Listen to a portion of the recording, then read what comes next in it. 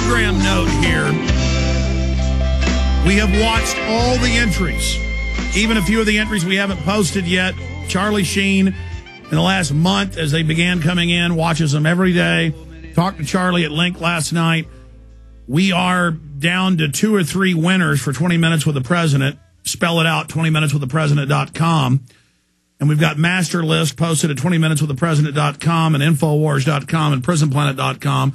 We've narrowed down some of the finalists, but those still may not be the winners, but they're up on Infowars.com. I'm going to spend several hours tonight on the phone with Charlie Sheen. He's judging, but he wants me to sit there with him and watch him at the same time with him. We'll be like trying to click at the exact same moments we can be. He'll be in his theater, his big theater, his house with YouTube up on the screen watching him. And I'll be at home with the French bulldog running around biting my ankles and the children running around like heathen. They're great. But we're going to be trying to pick the winner tonight, but we'll announce it next Tuesday. Charlie Sheen, 12 noon next Tuesday, second hour of the show. And we'll be breaking it all down and having the winner on. But when we pick the winner in the next few days, be ready for us to email you or contact your channel so we can have you on with Charlie. There's going to be first place, $14,000, second place, $1,000, third place, $500. And Charlie's paying the $14,000 winner. I'm paying the second and third place winner. And I think Charlie's just going to pick all 3. We'd said he would pick the first person, but we'll just let Charlie pick them all. But we've narrowed down first place to 2 different people. And we're just having a lot of trouble choosing him. I independently thought the one he wants to be a winner. I've already thought that was best. But I'm enough of that. Let's get to the really serious issues. But this is serious. I mean, when we have these contests, hundreds and hundreds of videos get made. Some will get hundreds of thousands of views, some tens of thousands, and you reach millions of people. And now they see the 20 key bullet points of 9/11 being an inside job. Okay, going back to Webster Griffin Tarpley, best-selling author, doctor of history and economics. Webster, finishing up today with the geopolitical developments. If they're not able to carry this new war in the Middle East through, what will they then turn to from your strategic over-the-horizon eagle-eye view? A. B, let's shift gears in closing into cap and trade and your deep research of that. Well, I think the thing to look at is this wave of Islamophobia that we have. We talked about this last time. We have Major Hassan, the Fort Hood patsy, and more stuff every day about what a patsy he is. Just more details. The concept is he's a patsy. But remember, back in August, we had this guy Zazi. Between Queens and Denver, he wanted to blow up New York. He was this radical mosque in Flushing, Queens. Now we've got the Khalid Sheikh Mohammed trial, right? This psychotic patsy and faker and his confrere are going to go on trial in New York. We've got the seizure of the so-called Iranian mosques that are accused of being the property of Bank Melli and the Alavi Foundation of Iran. And there's one right down here in Potomac, Maryland. It's a school. 150 or 200 kids go there, and the feds are seizing it. You've also got the new governor of Virginia, McDonnell. He's a reactionary Republican, and he's owned by this guy, Pat Robertson, the religious leader, if that's what we can call him. And Pat Robertson has been making very incendiary statements that Islam is not a religion. It's a terrible social doctrine, and he takes it quite far. You put all this together, we've got an orchestrated wave of Islamophobia. Now, I don't think this is going in the direction that a neocon would like best.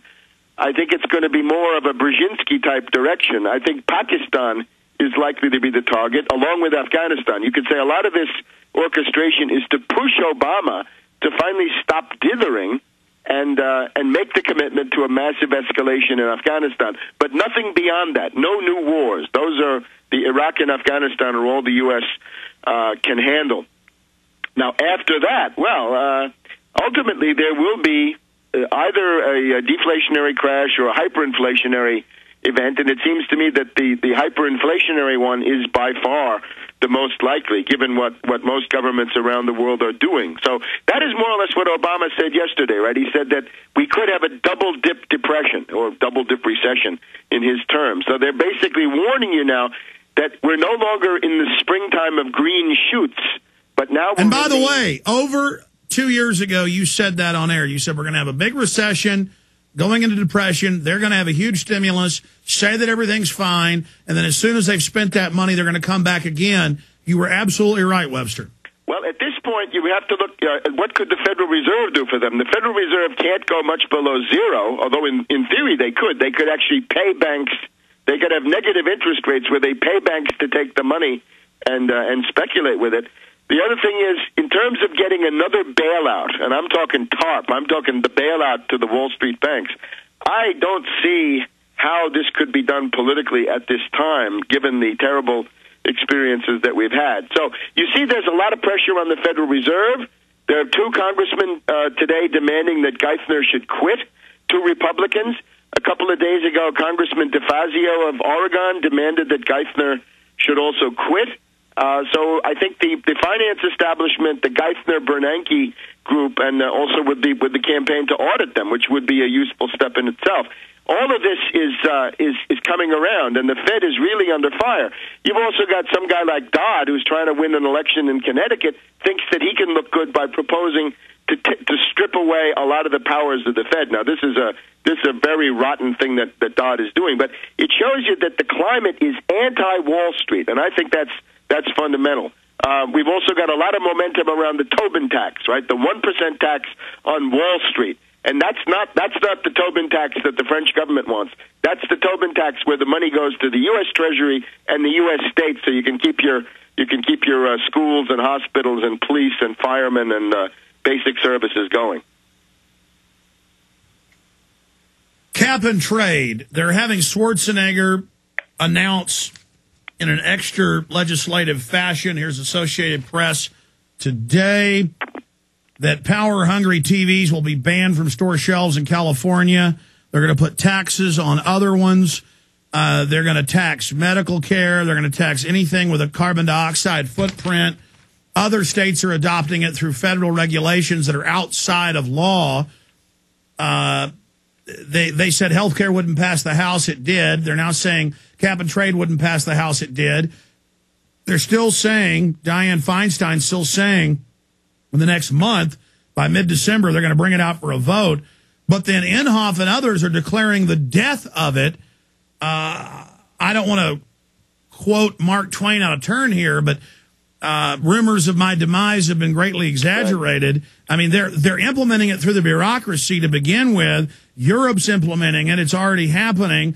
I mean, certainly the momentum is shifting. The fraud's coming out. The polls show that the people aren't bamboozled anymore. Al Gore's being exposed for, doctoring data and all this fraud.